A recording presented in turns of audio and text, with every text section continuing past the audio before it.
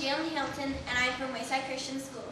I will be performing Rindersella, a spoonerism by Archie Campbell. You know how, sometimes, when you're talking, your mouth is moving faster than your brain, and you accidentally flip a couple words. You might be trying to say, you have a cozy little nook here, but what comes out is, you have a nosy little cook here. Well, there's a word for that. It is called a spoonerism. They're named for Reverend W.A. Spooner, who was notorious for these slips. Archie Campbell loved to use spoonerisms for his comedy shows. One of the most famous is Rindersella, a girl who slopped her dripper, of course. The story of Rindersella. Once upon a time, in a corn country, there lived a very beautiful girl. Her name was Rindersella. Now, Rindersella lived with her muggly other and her two sad bisters. And in the same corn country, there lived a very pransome hince. And this pransome hince was going to have a bouncy ball and invited people from miles around, especially the pigeon.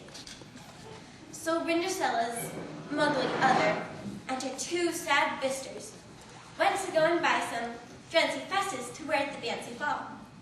But Rindersella could not go, because all she had to wear were some old, rooty dags.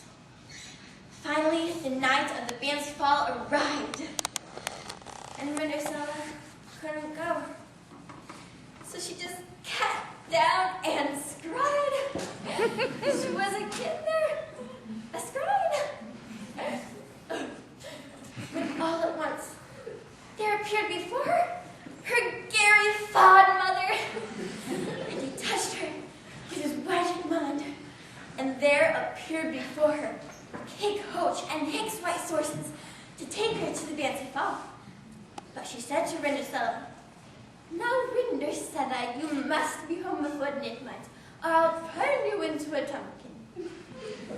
When Rindersella arrived at the fancy ball, the Pransome Hince met her at the door, because he had been watching behind a wooden window.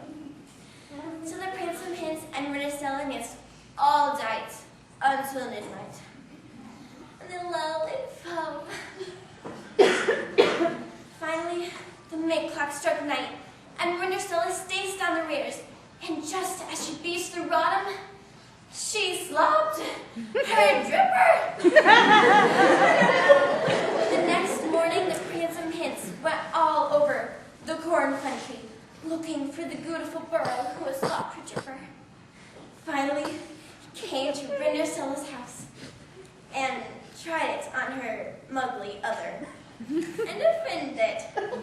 Then he tried it on Rindersella's sickly usters, and offended.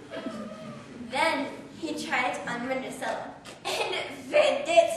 It was exactly the sight right. So Rindersella and the Pransome Hince were married and lived happily ever afterwards. Now, the sorrow of the story is this.